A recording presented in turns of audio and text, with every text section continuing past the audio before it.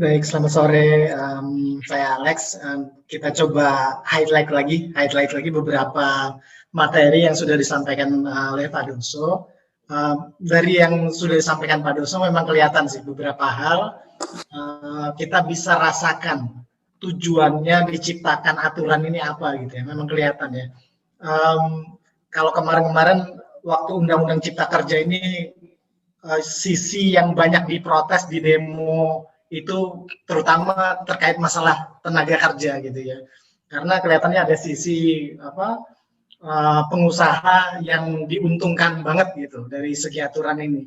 Nah sebenarnya ini juga di aroma seperti itu juga kelihatan sebenarnya di undang-undang yang klaster perpajakan ini, karena memang pola pikirnya pemerintah itu negara kita sedang dalam kondisi ekonomi yang agak lemah gara-gara pandemi, makanya diusulkan, dipikirkan gimana caranya biar menarik investasi masuk gitu ya.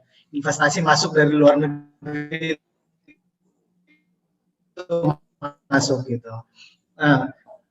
WNA diberikan kemudahan macam-macam gitu ya, biar datang ke Indonesia nanti dia transfer ilmu gitu ya. Jadi ada perlakuan fasilitas perpajakan PPH untuk orang pribadi WNA untuk datang ke Indonesia. Terus ada juga pemberian dividen dari dalam negeri yang dibebaskan, dikecualikan gitu ya, kalau kata bahasanya sih, kata bahasa perpajakan dikecualikan dari pengenaan PPH. Terus ada juga fasilitas pengecualian dividen yang berasal dari luar negeri, dengan harapan perusahaan-perusahaan di luar negeri yang punya Indonesia, yang punya warga negara Indonesia yang ada di luar negeri, itu dividennya, labanya jangan ditumpuk terus di luar negeri gitu ya. Jadi diberikan fasilitas untuk biar bisa diinvestasikan lagi kembali ke Indonesia. Terus juga kalau dari segi KUP kita bisa lihat undang-undang itu dia menekankan kita lebih baik perbaiki sendiri, betulkan sendiri SPT tahunan kita daripada sebelum terbit surat perintah pemeriksaan pajak, daripada diperiksa. Karena tadi di Mas Doso sudah contohkan, kalau dia kena sanksinya karena diterbitkan melalui pemeriksaan, itu suku bunga acuannya ditambah 15% gitu kan ya. SBA tambah 15% bagi 12 gitu.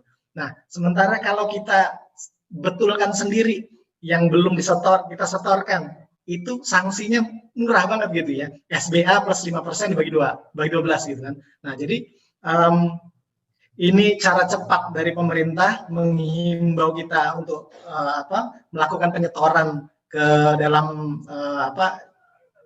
rekening pemerintah gitu ya, melakukan penyetoran pajak dengan kesadaran sendiri sebelum diperiksa, karena sanksinya yang lebih tinggi kalau diperiksa, sementara kalau kita betulin sendiri itu lebih rendah. Nah, terus ada juga beberapa tadi fasilitas-fasilitas PPN, misalnya kepastian gitu ya, kepastian contoh batu bara sekarang diberikan fasilitas kena PPN gitu ya. Kalau dari segi pengusaha batu bara itu tentu menguntungkan gitu kan. Nah, ada juga yang faktur pajak harus mencantumkan NIK sebagai pengganti NPWP gitu ya. Karena pemerintah tentu tidak mau, pemerintah dalam hal ini Direktorat Jenderal Pajak tidak mau kehilangan momentum untuk memperoleh data sebanyak-banyaknya. Apa yang dikejar sebenarnya oleh DJP yaitu data pembeli gitu ya. Data pembeli itu penting banget gitu ya. Karena dengan ketahuan omsetnya si pembeli yang akan menjual kembali itu bisa ditelusuri nanti misalnya exposure PPH badan atau PPH OP-nya gitu ya. Jadi tadi satu, memang substansi dari klaster kemudahan berusaha di bidang perpajakan ini untuk meningkatkan pendanaan investasi, biar balik lagi semua uang-uangnya dari luar negeri, mendorong kepatuhan, meningkatkan kepastian hukum, menciptakan keadilan iklim berusaha di dalam negeri gitu. Saya pikir highlight-nya itu sih, Pak Andu, gitu. Jadi mungkin kalau ada yang mau lebih ke detail, kita bisa masuk ke pertanyaan. Ya. Langsung aja kita masuk ke pertanyaan ya, teman-teman host. Terus ini karena formatnya kita diskusi gitu, nanti diberi kesempatan untuk peserta yang sudah resen ya untuk bertanya secara langsung. Dan ini di sini juga ada peserta, ada teman seangkatan saya yang sebenarnya di bidang konsultan pajak juga, Pak Muhammad Akbar. Nanti kalau misalnya ada yang mau disampaikan, urun rembuknya kita tunggu ya Pak ya. Kita semuanya diskusi. Ya, kita mulai dari pertanyaan ya, teman-teman silakan dibacakan pertanyaannya dan panelis akan menjawabnya. Oke, silakan pertanyaan yang pertama coba dibacakan. Oke, baik. Kita langsung mulai masuk ke sesi Q&A. Sudah ada beberapa pertanyaan yang masuk, akan kita jawab satu-satu secara bergiliran, dan untuk rekan-rekan yang sudah raise hand, nanti mohon ditunggu dulu, nanti jika sudah gilirannya akan kita kasih kesempatan untuk menyampaikan pertanyaannya. Baik, kita langsung masuk ke pertanyaan yang pertama. Ini ada dari Ibu Meriana. Pertanyaannya, gimana kalau SPT yang lampau kurang bayar?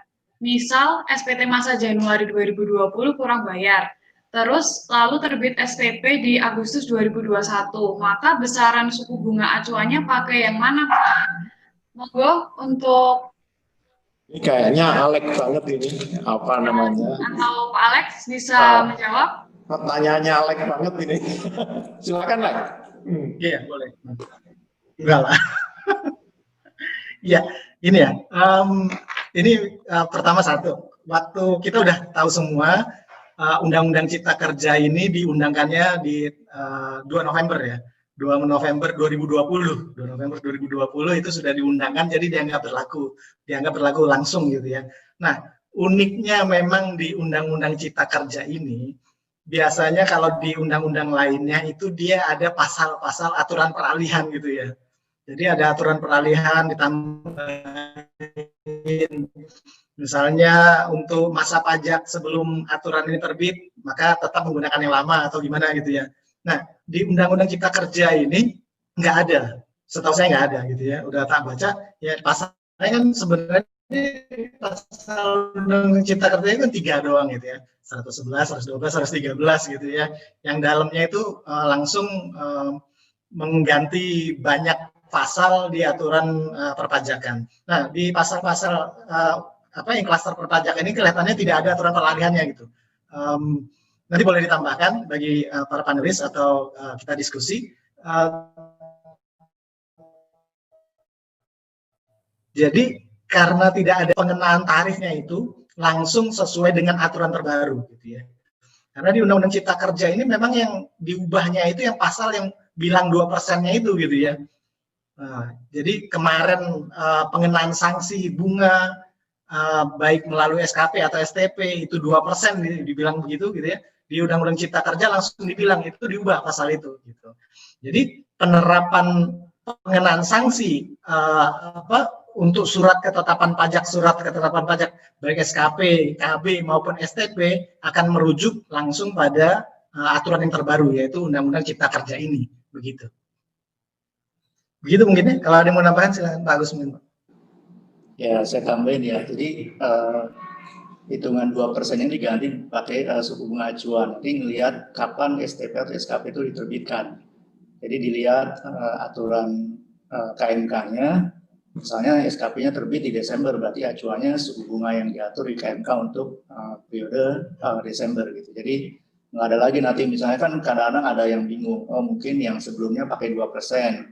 Nah, yang dari November ke sini pakai KMK yang ada suku bunga acuannya itu enggak. Jadi misalnya terbit kapan nih STP atau SKP-nya? Misalnya Desember ya, berarti langsung tingkat bunganya itu pakai suku bunga acuan yang diatur di KMK yang terbit di bulan itu gitu. Yang mengatur untuk pengenaan sanksi atau tarif bunga sebagai dasar pengenaan sanksi yang dikeluarkan Menteri Keuangan yang berlaku untuk 1 bulan itu gitu. Jadi nggak bingung lagi ya, jadi nggak, karena ada yang iya, Pak. Oh ini masa Januari 2020, ini kan belum keluar nih Undang-Undang Cipta Kerja, itu nggak ngaruh, jadi terhitung dari Januari berapa bulan setelahnya, kapan terbit STP-nya itu kenanya langsung pakai suku bunga acuan. Tapi yang hari ini ada klien kita yang sudah terima ini ya, Alex ya, PHP itu ya, itu sudah ada perubahan hitungan nggak, Alex? Itu tadi boleh dielaborasi di webinar ini nggak? Iya boleh Pak. Mungkin kita contoh kasus aja nih. Ini kejadiannya agak unik sedikit ini. SPHP-nya itu terbit sebelum Undang-Undang Cipta Kerja berlaku. SPHP ya, SPHP-nya. Surat pemberitahuan hasil pemeriksaannya terbit. Nah, tentu waktu itu belum berlaku, pemeriksa akan menghitung menggunakan aturan perpajakan yang saat itu berlaku gitu ya. Nah, ternyata pembahasan SPHP itu melewati 2 November 2020. Jadi ketika diterbitkan surat ketetapan pajak, ketika diterbitkan surat tagihan pajak, itu sudah berlaku Undang-Undang Cipta Kerja ini gitu. Nah, jadi waktu SPHP dihitungnya pakai cara lama, waktu jadi surat ketetapan itu angkanya sudah menggunakan aturan yang terbaru gitu. Ada juga unik juga gitu. Teman-teman peserta webinar kita kasih case yang nyata. Kita terima hari ini ya. Kita terima klien waktu menerima SPHP itu udah berapa minggu yang lalu. STP yang diterima sudah pakai Undang-Undang Cipta Kerja. Ya, berarti cut off-nya benar seperti yang disampaikan oleh Pak Agus. Ini pertanyaan Ibu Mary yang tadi ada pertanyaan berikut itu sudah terjawab juga belum Pak Alek? Salah satu mungkin Pak Agus mau nambahin? Oke.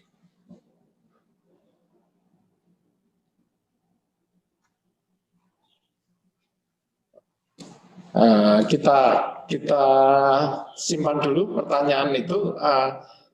Pertanyaan berikutnya coba disiapkan host yang untuk ini tadi. Pak Doso ya. Mengenai penerapan undang-undang ini, Pak. Iya. Saya mau tambahin sedikit, sorry. Oh, baik. Mau tambahin untuk penerapan undang-undang ini.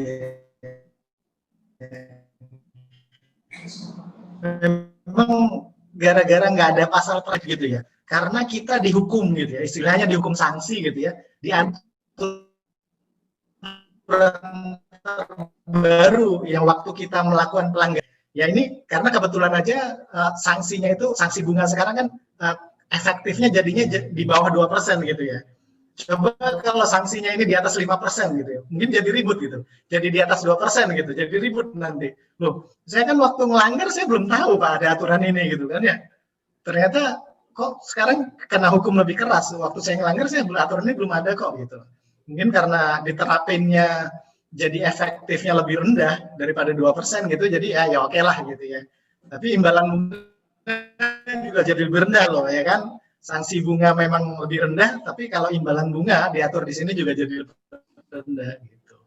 Nah, saya sih itunya menekankan yang tadi aja sih. Ini aturan terbaru kita menghukum untuk masa pajak yang lampau gitu. Nah, aneh aja perasaannya sih gitu sih Pak.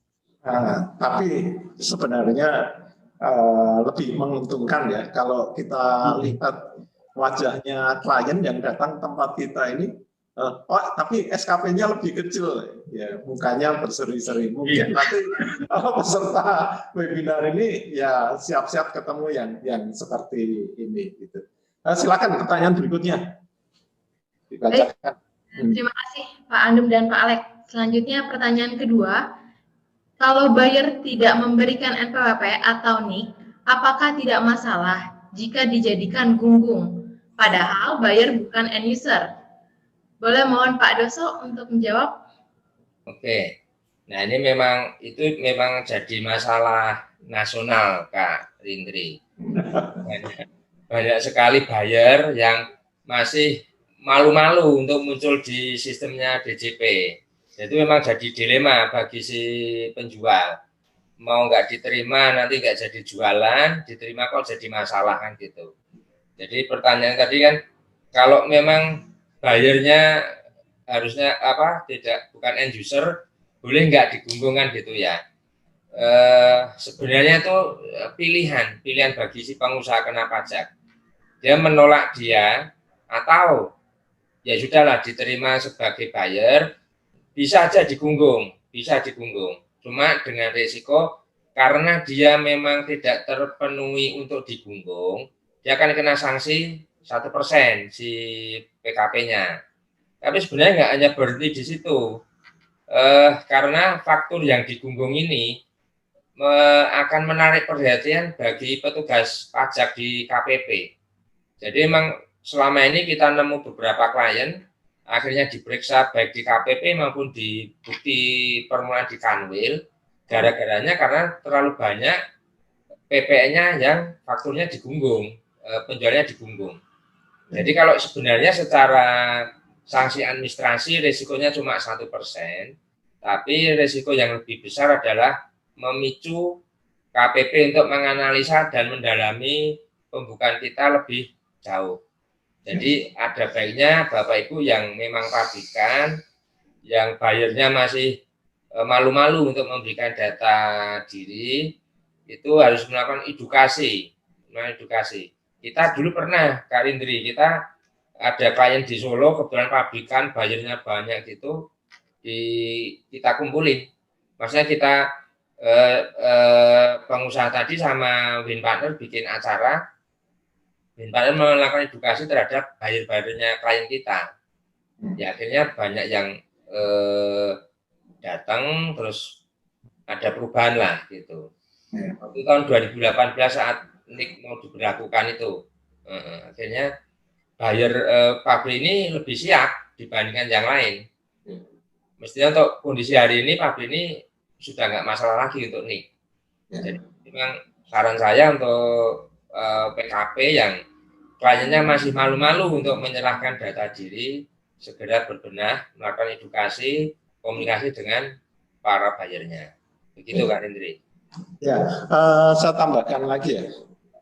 Di Solo kita menangani beberapa pemeriksaan bukti permulaan ya, gitu. Ini di panelis kita ini ada Pak Ebet juga, mungkin bisa kita minta insight-nya mengenai penanganan pemeriksaan bukper ya. Ini Pak Ebet juga punya kantor konsultan yang bagus di penanganan banding dan pemeriksaan bukper. Halo, Om Ebet, apa kabar? Bisa ya, Pak Anum. Alhamdulillah. Enggak, saya sebenarnya kan saya ingin ini ilmunya Pak Andum sebenarnya. Jadi saya ikut webinar ini terus terang karena saya nggak ngerti nih terkait dengan perubahan-perubahan yang ada di Undang-Undang Ciptaker ini. Gitu. Saya belum sempat baca juga. Jadi alangkah baiknya pada saat saya lihat ada ini webinar ini saya ikut gitu. Jadi kalau kemudian harus berbagi insight tentang bukti permulaan apa semua yang terkait dengan perubahan yang ada di Undang-Undang Ciptaker ini, terus terang saya belum pelajarin tuh. Oke. Gitu ya. Jadi saya ini aja lah. Saya sebagai peserta, gitu Pak Andum. Mohon maaf. Terima kasih. Silakan dilanjut teman-teman. Ya. Tapi kalau ada yang penting juga mau disampaikan langsung say something ya. Pak Ebet ya.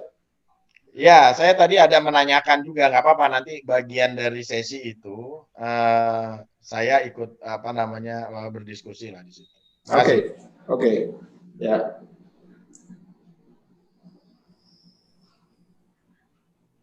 Baik, terima kasih Pak Daso dan Pak Andum. Jadi secara aturan sebenarnya seharusnya jangan digunggung ya Pak, kalau misalnya bukan eceran ya Pak ya. Ya, jadi lebih baik dikomunikasikan dengan kliennya masing-masing untuk NIK dan NPWP-nya. Oke, selanjutnya Kak Dista. Oh baik, kita masuk ke pertanyaan yang ketiga. Kebetulan ini lanjut dari pertanyaan yang pertama yang tadi sudah dijawab Pak Alex. Dari Ibu Meriana lagi. Pertanyaannya, tolong dicontohkan simulasi atas besaran sanksi tertinggi yang dimaksud di pasal 13 ayat 3A agar lebih jelas Pak pemilihan sanksi tertingginya. Silakan Pak Alex atau panelis yang lain untuk menjawab. Boleh nih. Siapa nih? Ini contohnya.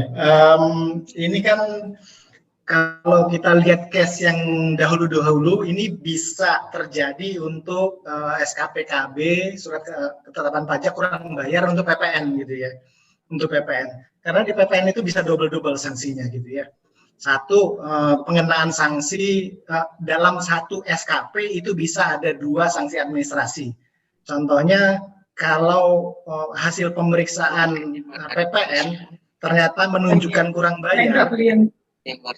bayarnya ini karena dulu bunga 2% gitu kan ya, kena bunga 2%. Nah, selain itu ternyata dia ada ada kelebihan kompensasi. Dia melakukan kompensasi yang seharusnya tidak dikompensasikan. Itu kena dendanya 100% gitu. Nah, jadi dalam satu SKP dia bisa kena 2 jenis sanksi. Nah, di aturan yang sekarang ini kelihatannya diberikan kemudahan gitu ya, diberikan fasilitas lah, sejenis fasilitas. Jadi kena sanksinya itu salah satu aja deh gitu ya. Kalau kena bunganya ke kompensasi kelebihan pajak yang seharusnya tidak dikompensasikan itu lebih tinggi, kenanya yang kompensasinya tadi. Kenanya sanksi yang 100% kelebihan kompensasinya tadi. Gitu. Jadi nanti di SKP-nya kenanya hanya 1 jenis sanksi. Gitu. Padahal kalau dari yang dulu-dulu itu bisa sekaligus dalam satu SKP 2 sanksi bisa. Gitu mungkin contohnya. Baik. Mungkin Pak Doso, Pak Andung, Pak Agus ada yang mau ditambahkan? Agus mau nambahin Pak. Ya, saya tambahin sedikit ya. Jadi memang dulu kalau kita SPT PPN lebih bayar, kemudian diperiksa jadi kurang bayar, dulu itu babak belur itu ya. Jadi udah kena 2% bunga per bulan, terus tambah lagi sanksi 100% kenaikan gitu. Nah, jadi di Undang-Undang Cipta Kerja yang baru ini, kalau misalnya pemeriksa dapat temuan atas LBPPN yang seharusnya tidak dikompensasi, itu nanti sanksinya nggak 2 seperti itu ya. Jadi dipilih salah satu, mana yang lebih tinggi gitu. Kalau kenaikan kan tetap 100%, jadi mungkin kalau misalnya SPT-nya itu tadinya lebih bayar jadi kurang bayar, ada kompensasi, jadi dia cuma kena 1 sanksi yang paling tinggi ya, biasanya kenaikan yang 100% gitu ya. Jadi kalau dulu PPN itu bisa kena 2 macam sanksi, dengan adanya Undang-Undang Cipta Kerja ini, ya salah satu aja nanti, jadi nggak babak belur ya. Dulu udah kita pernah restitusi, diperiksa jadi kurang bayar, itu sanksinya 2 macam. Jadi sekarang hanya 1 macam aja, mana yang lebih tinggi gitu.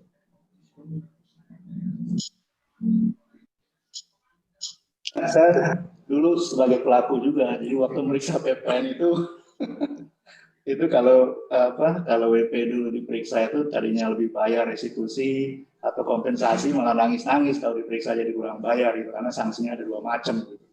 Tapi kalau sekarang mungkin ya masih nangis juga ya, karena kenaikan kan lumayan tuh 100% gitu. Terima kasih Pak. Selanjutnya ada pertanyaan dari Bapak Tony Sudrajat.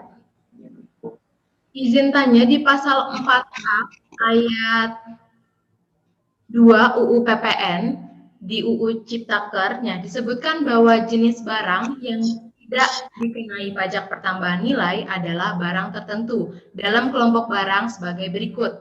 Yang A adalah barang hasil pertambangan atau hasil pengeboran yang diambil langsung dari sumbernya, tidak termasuk hasil pertambangan batu bara. Pertanyaannya, atas dasar apa ya Pak hasil pertambangan batu bara jadinya dikenakan PPN? Silakan pada panelis.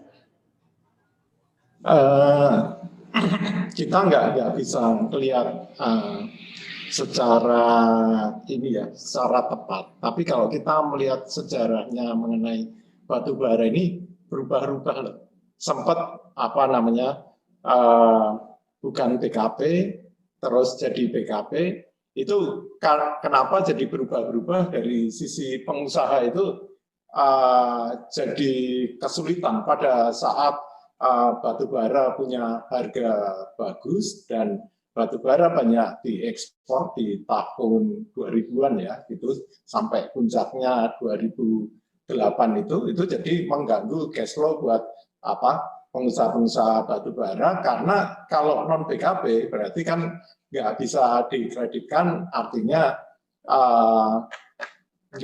nggak bisa merestitusi, ganggu cash flow. Kalau kondisi terbaru ini saya lihat ada semacam persamaan kondisi pasar, di mana batu bara permintaannya lebih meningkat gitu, dan pemerintah juga lagi berusaha menggerakkan usaha di bidang ini supaya bisa muter lagi. Kalau teman-teman tahu, ini harga saham-saham perusahaan yang bergerak di bidang batu bara itu nggak berubah dari angka 50 selama bertahun-tahun. Ini mulai sempat ada kenaikan, turun, ini naik lagi. Mungkin itu semangatnya sebagai stimulus untuk pengusaha yang berada di bara gitu ya. Kalau alasannya nanti kita cari bareng-bareng, karena kelihatan sekali nggak konsisten, berubah-ubah gitu untuk batu bara ini. Ya, yang dipastikan yang briket itu ada proses penambahan nilai dianggap BKP. Tapi kalau yang diambil dari sumbernya itu kelihatan kebijakannya berubah-ubah gitu. Gitu, Riri? Mungkin saya tambahin ya. Ya balik lagi ke konsep pemajakan mungkin. Fungsi pajak kan ada dua ya, penerimaan dan mengatur gitu ya. Jadi kalau misalnya batu bara, kalau kita lihat pertama ya, kenapa sih pemerintah menaik PPN atas batu bara ya? Tentu pertama penerimaan negara gitu kan. Jadi mau menambah penerimaan dari sektor batu bara misalnya, itu kena PPN. Kemudian yang kedua mungkin keseragaman perlakuan ya, karena mungkin pengusaha batubara yang lama masih ada yang pakai kontrak karya PKP 2B, dan ada yang terbaru pakai IUP ya. Jadi mungkin supaya seragam perlakuannya, jadi semua kena PPN gitu. Karena mungkin di PKP 2B yang lama itu ada yang kena, ada yang enggak gitu kan. Sementara kalau pakai IUP, pakai undang-undang yang PPN yang kemarin, itu enggak kena gitu. Nah sekarang diseragamkan, jadi semua kena gitu. Tapi kurang lebih seperti itu ya. Tetap ada kondisi yang berbeda ya. Yang di PKP kan cuma batu bara, sedangkan bahan tambang lain enggak ya. Iya. Iya sih Pak. Kan ini kita balik lagi ke undang-undang ya. Namanya aturan pemerintah itu hasil negosiasi, tarik menarik antara pemerintah dengan pengusaha juga gitu ya. Kalau pemerintah pikir paling aman memang paling besar manfaatnya ya batubara bukan BKP gitu kan ya. Jadi semua pajak masukan PPN itu langsung murni jadi penerimaan pemerintah gitu. Kalau di BKP kan bisa dikreditkan gitu. Nanti kenanya value added-nya aja gitu ya. Cuman ya mungkin ada permintaan masukan lah gitu ya dari kalangan pengusaha, itu batubara BKP-in dong gitu kan ya. Nah, akhirnya karena dulu pernah juga tuh bahkan kejadian kan ya, waktu batu bara awal-awal di BKP kan, itu pengusaha tambang di Kalimantan pada nggak mau bayar biaya batu baranya itu ya Pak. Ya. Biaya pungutan batu baranya itu pada nunggak, nggak mau bayar ke Pemda gitu. Iya, nggak mau bayar royalti gitu. Gara-gara PM-nya nggak bisa dikreditin, pada marah gitu ya. Terus yang waktu itu malah pengusaha yang kontrak karya generasi pertama malah di aturannya royalti itu harus bisa dikreditkan. Jadi emang di batu bara ini berubah-ubah terus ininya ya, peraturannya. Dan itu kalau kita menangani perusahaan batu bara juga kita harus melihat ini kontrak generasi kapan, terus ini diperlakukannya di tahun pajak kapan gitu. Nah, kalau dari sisi kita wajib pajak atau dari pengusaha, ya kita cari aturan yang paling menguntungkan buat kita. Sebenarnya di pajak nih buat kami nggak ada yang paling benar atau salah gitu. Ya tinggal dari aturan yang ada baik atau buruk, kita bisa memanfaatkan untuk menghemat cash flow kita, caranya seperti apa. Jadi win partner lebih melihat kondisi apapun kita cari supaya menguntungkan buat masing-masing perusahaan. Nah, misalnya kayak sekarang kondisi pandemi ini yang menyebabkan banyak perusahaan turun omset gitu ya. Kita manfaatkan ini benar-benar di apa namanya pelaporan SPT supaya wajib pajak bisa membukukan kerugian, bisa dikompensasi. Ya, kita punya strategi supaya mengamankan perhitungan pajak lain-lain kita. Gitu. Ya, silakan. Tadi udah ada yang mulai nanya-nanya restitusi ya, kayaknya Kak Alex tuh. Sahabat Lebaran. Pak, ada dari Kaindah Chandra. Untuk dividen WPOPDN tidak dikenakan pajak penghasilan. Syarat dan ketentuannya seperti apa, Pak? Alex sudah nyala itu. Mas Doso lanjut nambahin ya. Saya tak ngopi. Oke.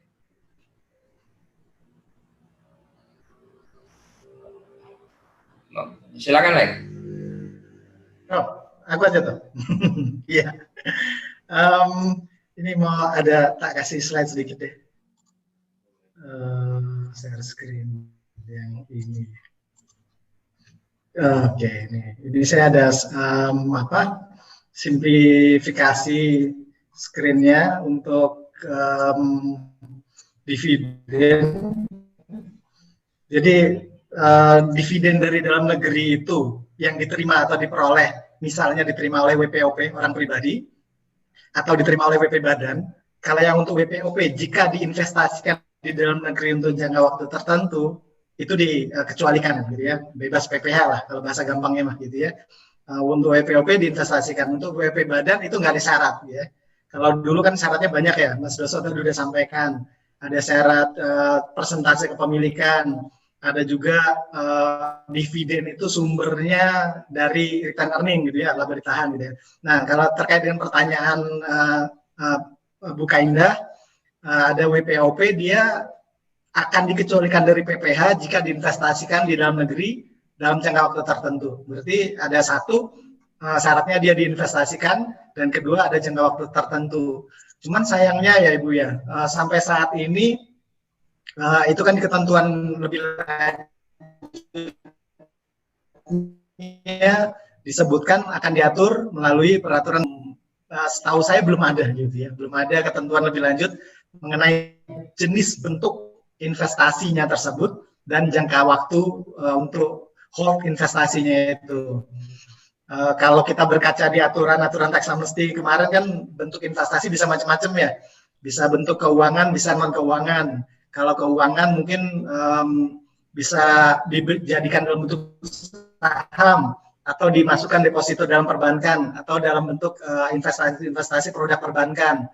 Kalau investasi non keuangan bisa dalam bentuk infrastruktur, misalnya kita beli properti, beli tanah, atau beli EBA yang berbasis aset, gitu ya, equity berbasis aset, gitu. Jadi kita tunggu dulu ya Bu, peraturan lebih lanjutnya mengenai bentuk investasinya dan jangka waktunya. Sampai saat ini kelihatannya belum ada, gitu. Gitu mungkin Mas Doso. Baik, Pak Alex. Mungkin Pak Doso mau menambahkan? Ya, kalau bagi Ibu mungkin merasa sudah sangat mendesak kebutuhan investasinya, mungkin diinvestasikan yang jelas-jelas saja dulu, katakanlah saham misalnya, untuk mendirikan perusahaan kan gitu ya. Kalau dilihat dari semangatnya itu kan, Undang-Undang Ciptaker ini kan memang untuk menumbuhkan iklim investasi. Jadi kalau untuk beli properti mungkin kan ada suatu ketika beli properti itu kan bisa dianggap konsumsi Pak, kan gitu. Jadi kalau misal Ibu untuk ditanamkan berupa membentuk PT baru misalnya, nah di situ nanti ada pegawai yang dikaryakan segala macam, nah itu mungkin lebih aman. Tapi benar Pak Alex tadi, karena peraturannya belum jelas, belum ada, kalau bisa ditahan ya tahan dulu Bu, gitu Bu. Itu Mbak Disa. Baik, terima kasih Pak Doso. Kita langsung lanjut ke pertanyaan selanjutnya. Tadi ada salah satu rekan kita yang raise hand, ada Pak Marcel. Oke. Apakah sudah ready Pak Marcel? Belum ya?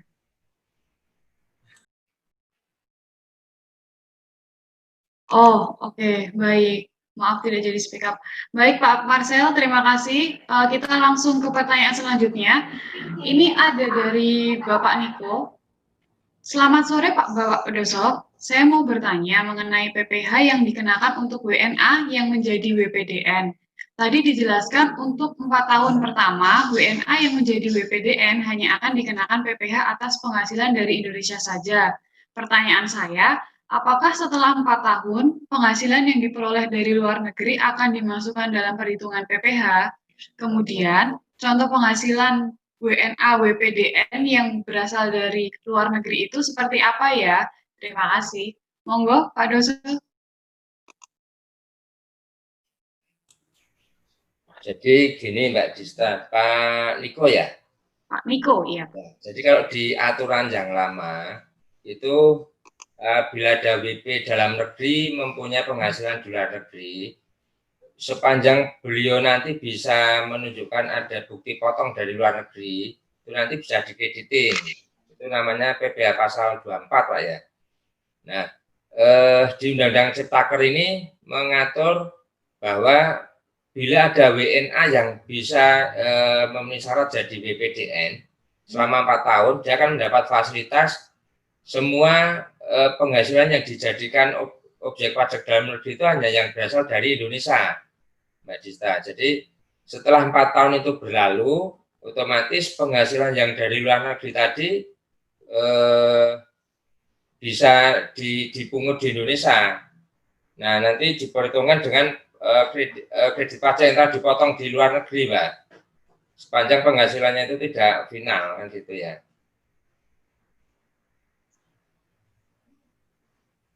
Gimana? Coba ditambahkan Pak Alex. Iya. Jadi salah satu poin dari Undang-Undang Cipta Kerja ini kan menarik minat ahli-ahli, tenaga ahli profesional dari luar negeri ini gitu kan ya, biar datang ke Indonesia. Maksudnya tentu biar nanti ada transfer keahlian gitu ya, transfer teknologi, transfer keahlian gitu. Sama biar yang datang itu memang wena-wena yang punya kualifikasi tinggi gitu ya, karena SDM di Indonesia juga banyak juga gitu ya. Jangan yang wena abal-abal datang ngapain gitu ya. Jadi yang diundang mudah-mudahan wena-wenanya yang memang qualified. Yang kualifikasinya gimana sih? Kualifikasinya diatur lebih lanjut oleh Peraturan Menteri Keuangan gitu ya. Jadi pada dasarnya konsep perpajakan Indonesia itu kan worldwide income gitu kan ya. Jadi kalau kita sudah jadi wajib pajak Indonesia, seluruh penghasilan kita dari dunia dan akhirat gitu ya, dari dunia, dari negara manapun gitu ya, dari negara manapun itu digabung dahulu gitu di SPT tahunan PPh orang pribadi kita yang kita laporin ke Indonesia. Jadi penghasilan dari negara Indonesia atau kita terima dari luar negeri, hubungan pekerjaan, aktif maupun pasif, itu dilaporin dulu di SPT di Indonesia gitu. Itu aturannya dulu. Nah, ini diberi fasilitas biar orang ahli di luar negeri itu mau punya punya NPWP di Indonesia gitu ya, dengan dikasih fasilitas. Kalau dia jadi wajib pajak dalam negeri di Indonesia, jadi WPDN Indonesia, nanti yang kena pajak di Indonesia yang mungkin tarifnya lebih tinggi ini gitu ya, khusus memang yang bersumber atas penghasilan pekerjaan kegiatan yang dia lakukan di Indonesia. Ingat ya, ini khusus untuk pekerjaan penghasilan kegiatan yang dia lakukan di Indonesia. Jadi walaupun dia dibayarnya di luar negeri, gajiannya di luar negeri gitu ya, tapi atas kepegawaian di Indonesia itu tetap jadi hak milik Indonesia ya, gitu. Cuman memang kalau dia ada penghasilan lain-lain di luar negeri, misalnya dia di sana ada kegiatan aktif lah, jual beli mobil gitu ya, jual beli bakar nuklir misalnya di luar negeri gitu ya, itu dilakukan di luar negeri. Atau dia ada penghasilan pasif, misalnya dia menyewakan rumah dari luar negeri gitu ya, itu penghasilan dari luar negeri. Nah, itu tidak dianggap sebagai penghasilan, tidak dianggap sebagai objek pajak di Indonesia gitu. Itu contohnya. Jadi betul-betul yang dikenakan di Indonesia yang bersumber dari kegiatan dia di Indonesia gitu. Baik yang dibayar di Indonesia maupun di luar negeri gitu ya. Tapi worldwide income itu dikesampingkan, gitu sih. Baik, terima kasih Pak Alex. Memang sebenarnya ada yang menarik nih. Ada yang menarik pertanyaan lanjutan gitu ya. Silakan. Kalau di SPTOP itu kan ada daftar harta ya. Daftar harta. Kalau dia orang asing jadi WPDN, itu harta-harta yang dia di luar negeri dimasukin semua atau enggak? Gitu sih. Iya. Kalau tiba-tiba meledak gitu kan ya sebenarnya jadi pertanyaan, lo ini baru punya WP, baru punya NPWP kok hartanya miliar-miliaran dia. Kalau harta di luar negerinya properti, like misalnya kayak gitu kan harusnya jadi ada hitungan capital gain. Kalau misalnya dijual itu jadi gimana tuh? Enakan pakai di sini dong, final kan ya? Iya coba. Iya, ini yang poin belakangan tadi kita biarin deh, biar menggantung mengenai pelaporan harta. Mungkin lanjut dulu deh, silakan Mas. Mungkin ke pertanyaan terakhir ya Pak, karena mengingat waktu sudah di akhir. Ini dari pertanyaan dari Bapak Muhammad Akbar terkait dengan imbalan bunga yang ada dalam pasal 11 ayat 2 UU KUP, apakah berubah juga mengikuti SBA? Silakan Pak. Agus deh, silakan Pak. Bagus. Detailnya jadi ilustrasi. Ya ini perlakuannya sama nanti seperti sanksi bunga ya, karena tidak ada ketentuan peralihan ya dengan berlakunya undang-undang Cipta Kerja ya otomatis perhitungan imbalan bunga pun mengikuti aturan di undang-undang Cipta Kerja. Jadi pakai rate atau tingkat bunga acuan gitu ya. Jadi perlakuannya sama seperti nanti mengenakan sanksi. Cuma kan selama ini pengalaman kita untuk mengajukan imbalan bunga ya bisa dibilang mustahil dapat ya gitu karena memang pertama tidak diatur juga secara jelas jatuh temponya gitu. Jadi misalnya kapan sih paling lambat KPP atau DJP harus kasih imbalan bunga yang kita ajukan itu tidak diatur secara jelas gitu. Jadi mungkin agak ngambang ya. Kemudian ada batasan-batasan juga di aturan pelaksanaan yang bisa dibilang ya beberapa WP atau klien pun pesimis untuk mengajukan imbalan bunga karena hampir pasti ya tidak pernah ada proses gitu. Ditolak enggak, tapi enggak diproses ya. Digantung gitu ya. Kayak orang pacaran digantung ya rasanya kurang lebih gitulah. Tapi usaha kita untuk apa membantu klien untuk hal yang kayak gini gimana Pak Agus? Mungkin nanti kita lihat dulu ya, karena sebenarnya kalau dilihat dari spiritnya Undang-Undang Cipta Kerja, ini kan kalau dihitung ada pakai tingkat bunga acuan sepertinya turun ya. Kalau kemarin kan di Undang-Undang yang lama 2%, kalau di yang baru kan Menteri Keuangan tetapkan untuk per bulan tingkat bunga untuk imbalan bunga. Kalau kita lihat yang Desember ini cuma 0,53% ya, lebih seperti itu. Jadi nanti kita mungkin supaya lebih pasti ya kita tunggu aturan pelaksananya Pak Andum. Jadi kalau di amanat Undang-Undang Cipta Kerja itu kan di ketentuan penutup ada tuh di pasal 185 ya. Jadi pemerintah harus keluarin aturan pelaksanaan paling lambat 3 bulan sejak Undang-Undang Cipta Kerja berlaku. Berarti kan kurang lebih Februari ya. Mudah-mudahan nanti Februari bisa lebih jelas lagi gitu. Ini menarik nih. Jadi mungkin menjawab pertanyaan dari klien kita gitu. Awalnya ngebut banget kan, minta pengembalian, minta imbalan bunga. Kondisi kayak gini, balik pun juga angkanya jadi nggak seberapa ya, jauh ya. Kalau kita lihat aturannya mungkin seperti itu ya. Jadi karena tidak ada ketentuan peralihan yang lama seperti apa yang baru dengan berlakunya Undang-Undang Cipta Kerja ya berarti per 2 November aturan untuk imbalan bunga juga mengikuti tingkat bunga seperti yang diatur untuk pengenaan sanksi gitu. Jadi enggak 2% per bulan lagi gitu. Kalau bisa berdiskusi nggak? Boleh. Kalau untuk jangka waktu pengembalian imbalan bunganya ini apa kalau di pasal 11 itu ya, itu kan kalau kita lihat imbalan bunga nih ada 2 di dalam KUP.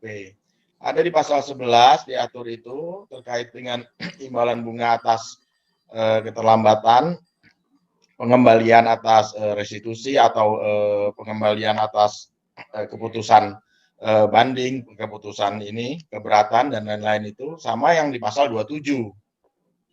Kalau yang di pasal 27 beda lagi itu. Makanya saya ingin diskusi di sini, untuk yang perubahan dalam Undang-Undang Ciptaker ini apakah dua pasal ini berubah, atau hanya satu pasal saja terkait dengan imbalan bunga yang ada di pasal 27. Yang pertama itu. Yang kedua, di pasal 27 dan pasal 11 ini karakternya berbeda terkait dengan imbalan bunga. Kalau di pasal 27 itu imbalan bunga itu memang dibatasi hanya 24 bulan. Tapi kalau di pasal 11 itu tidak ada pembatasannya. Itu dihitung sampai dengan, katakanlah kalau misalnya wajib pajak itu mendapatkan putusan pengadilan yang menyatakan katakanlah dibayar ataupun menjadi katakanlah lebih bayarnya menjadi bertambah, kan ada di situ imbalan bunganya. Itu kan harus dieksekusi ya. Dieksekusi dalam waktu 1 bulan setelah diterimanya putusan. Atau katakanlah SKP LB didapatkan. Nah, itu kan harus dieksekusi menjadi SKP KPP 1 bulan. Tapi kemudian ternyata ini tidak dieksekusi gitu dalam jangka waktu 1 bulan. Nah, ini kan ada imbalan bunganya. Kalau di pasal 11 kan bicara itu, tapi tidak ada batasannya di sini. Kalau misalnya tidak dieksekusi lebih dari 2 tahun, katakanlah 24 bulan, apakah ini berubah juga menjadi maksimal 24 bulan? Ada nggak di Undang-Undang Ciptakernya yang berubah tentang pasal 11 ini? Gitu. Mungkin dibuka slide-nya, Pak Doso. Slide-nya Pak Doso, tolong di-share ya.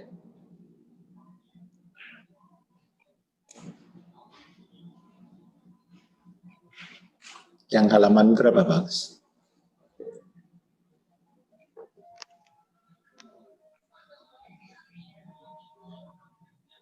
Nah, ini pasal 11 nih.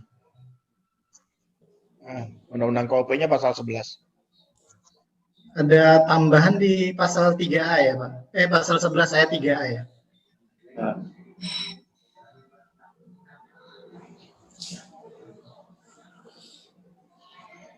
Pasal 3. Paling lama ada batasan ya. Ada batasan ya. Kalau di UU Cipta Kerja pasal 8 gitu ya. Nah, itu udah summary kita udah ini ya, udah diverifikasi benar kayak gitu ya, Iya, Pak. Silakan ditambahkan Iya, Pak. Kalau di pasal 3 pasal 11 ini. Pasal 11 ayat 3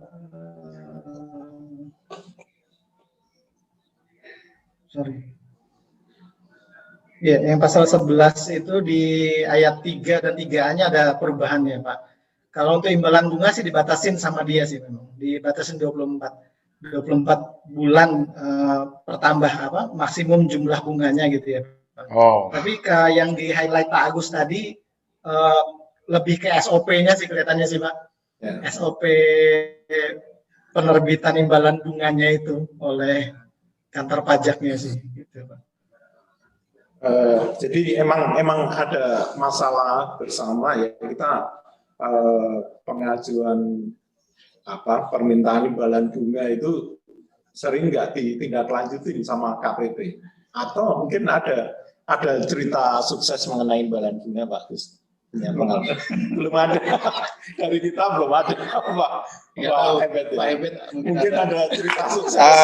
Sebenarnya imbalan bunga ini kan hak dari wajib pajak ya, hak dari wajib pajak, dan itu harus seiring sejalan juga dengan kewajiban wajib pajak.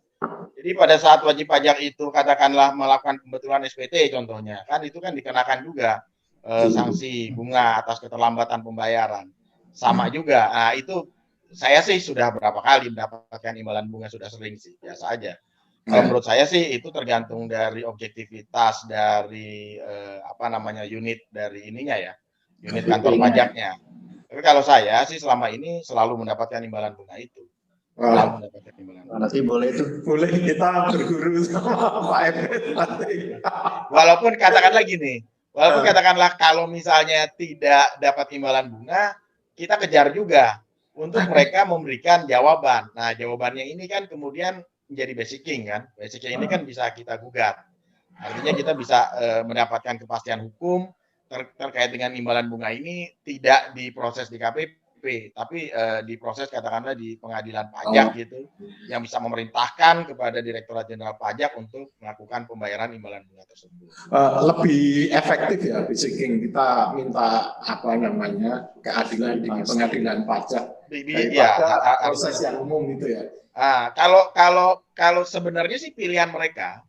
Kalau sudah imbalan bunga ini sudah secara pasti ya, kita bisa memang kita hitung semuanya dan dasarnya juga pasti, harusnya pilihan mereka sih harus memberikan imbalan bunga tersebut. Tapi yang seperti tadi Pak Andum bilang, artinya mereka kemudian Direktorat Jenderal Pajak melakukan triki di sini karena tidak adanya ketentuan terkait dengan berapa lama imbalan bunga itu harus diselesaikan. Nah, itu mereka tidak melakukan jawaban. Nah, inilah ya ini gimana kita melakukan pendekatan itu sebenarnya itu. Tapi ini insight bagus sekali dari Pak Ebet ya. Oh iya, mestinya jalurnya ke sana. Kalau jalur yang normal SOP-nya nggak jelas juga gitu. Jadi nggak ada cerita sukses di saya gitu. Tapi terima kasih masukannya. Ya, terima kasih Pak Andum, terima kasih ya. Oke. Tapi Pak Ebet kan dapat surat jawaban tuh dari KPP. Nah, kita tuh minta surat nggak pernah dikasih. itu ya harusnya di-approach. Tapi ada ngerti caranya. Terima kasih. Ya, lanjut. Baik, terima kasih pada Bapak Muhammad Akbar dan para panelis yang telah menjawab. Dan mohon maaf untuk para rekan-rekan yang sudah bertanya, namun pertanyaannya tidak dapat kita jawab sekarang, mungkin nanti bisa melalui telepon atau mampir ke kantor kita di Alam Sutera atau di Solo. Oke, Kak Adista, jadi memang Undang-Undang Cipta Kerja ini untuk memudahkan kita ya Kak, memudahkan para wajib pajak dalam memenuhi kewajiban perpajakannya. Dan kita semua pastinya akan menunggu peraturan-peraturan pelaksanaan untuk kepastian pelaksanaannya. Nah, buat rekan-rekan yang masih bingung atau yang masih ingin bertanya-tanya lagi, karena mohon maaf juga tadi pertanyaan juga belum dapat dijawab semua, rekan-rekan bisa langsung aja konsultasi dengan kami di Win Partners, bisa langsung datang ke kantor Alam Sutera di Tangerang, ataupun kantor Solo yang ada di Solo Baru. Seperti slogan kami, Win Partners adalah Committed to Solution. Nah, kami mau sampaikan lagi beberapa servis-servis yang bisa rekan-rekan dapatkan di Win Partners, seperti pendampingan pemeriksaan, pendampingan keberatan, pendampingan banding, peninjauan kembali, ada juga yang servis jasa pelaporan, ya Didi? Betul, pelaporan SPT masa, SPT tahunan, bookkeeping, kemudian training, dan seminar, dan lain-lain. Jadi masih banyak lagi sesuai dengan kebutuhan klien. Oke, jika ada yang masih mau tanya lebih lanjut, untuk bisa langsung aja kontak ke kantor Win Partners Alam Sutera dengan nomor telepon 021 8082 1752 atau langsung mampir ke kantor di Ruko Prominence Blok 38E nomor 8 sampai 9 Jalur Sutra Boulevard, Alam Sutera, Tangerang. Gimana kalau yang di Solo nih? Nah, untuk rekan-rekan yang ada di wilayah Solo Raya nih, gak usah khawatir, gak perlu jauh-jauh sampai Tangerang. Kita juga ada yang ada branch yang ada di Jawa Tengah, itu bisa langsung hadir ke Ruko Mariposa, Blok FH36, di Jalan Raya Delopo, Grogol, Solo Baru, Jawa Tengah. Nah, untuk nomornya bisa langsung menghubungi di 0271 5722-729. Nah, jangan lupa juga untuk rekan-rekan semua, untuk selalu mengikuti sosial media kami, ada di website kami di www.winpartners.co.id, ada juga di Instagram kami @winpartners, dan bisa langsung ke Facebook kami di Win Partners. Sekali lagi kami ucapkan terima kasih untuk rekan-rekan yang sudah bergabung pada webinar sore hari ini. Tidak terasa sudah memasuki hampir petang, sudah 2 jam kami menemani rekan-rekan semua. Kita berdiskusi bersama tentang UU Cipta Kerja ini. Kami juga mengucapkan mohon maaf yang sebesar-besarnya apabila masih ada salah dan kurangnya dalam penyampaiannya. Dan terima kasih, sampai jumpa di webinar kami berikutnya. Salam sehat selalu dan selalu menerapkan protokol kesehatan dengan mematuhi 3M, memakai masker, menjaga jarak, dan mencuci tangan. Terima kasih, sampai jumpa.